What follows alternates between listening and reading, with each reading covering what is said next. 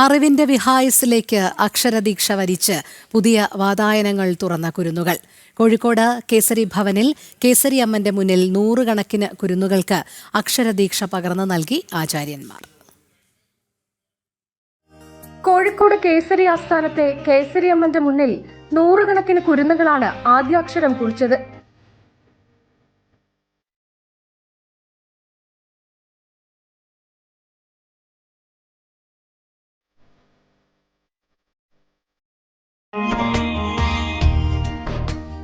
ചിലർ കരഞ്ഞു, ചിലരാകട്ടെ അനുസരണയോടെ ഹരിശ്രീ കുറിച്ചു. മറ്റു ചിലർക്കാകട്ടെ എല്ലാം ഒരു അത്ഭുതമായിരുന്നു.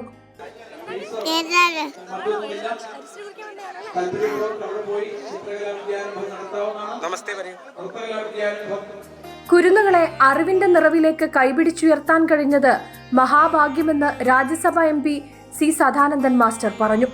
അക്ഷരം എന്നുള്ളത് അഗ്നിയാണ് എന്ന് നമ്മൾ പറയാറുണ്ട്. അഗ്നി എന്നതുകൊണ്ട് ഉദ്ദേശിക്കുന്നത് ഭാരതീയ സംസ്കൃതി അനുസരിച്ച് സംസ്കരണ ശേഷിയുള്ള പ്രതിഭാസമാണ്. അപ്പോൾ മനുഷ്യൻ സംസ്കരിക്കപ്പെടുമ്പോഴാണ് മനുഷ്യത്വത്തിലേക്ക് ഉയരുന്നത്. അപ്പോൾ മനുഷ്യത്വത്തിലേക്ക് ഉയരാനുള്ള ആദ്യ അക്ഷരങ്ങൾ നമ്മൾ ഓതിക്കൊടുക്കുകയാണ് കുട്ടികൾക്ക്. ഈ കുരുന്നുകൾക്ക് അക്ഷരം പകർന്നു കൊടുക്കുക എന്നുള്ളതൊരു മഹാഭാഗ്യമായിട്ടാണ്.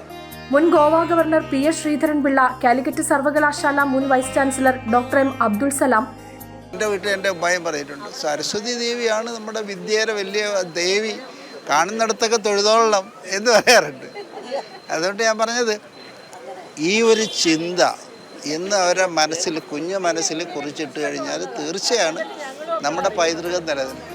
സീമാ ജാഗരൺ മഞ്ച് ദേശീയ സംയോജക് A ഗോപാലകൃഷ്ണൻ, നടി വിധുബാല, സാമൂതിരി ഗുരുവായൂരപ്പൻ കോളേജ് മലയാളം വിഭാഗം മേധാവി ഡോക്ടർ ശ്രീശൈലം ഉണ്ണികൃഷ്ണൻ, ശ്രീരാമകൃഷ്ണാശ്രമം മഠാധിപതി സ്വാമി നരസിംഹാനന്ദ തുടങ്ങിയ ആചാര്യന്മാർ കുരുന്നുകൾക്ക് ആദ്യാക്ഷരം കുറിച്ചു.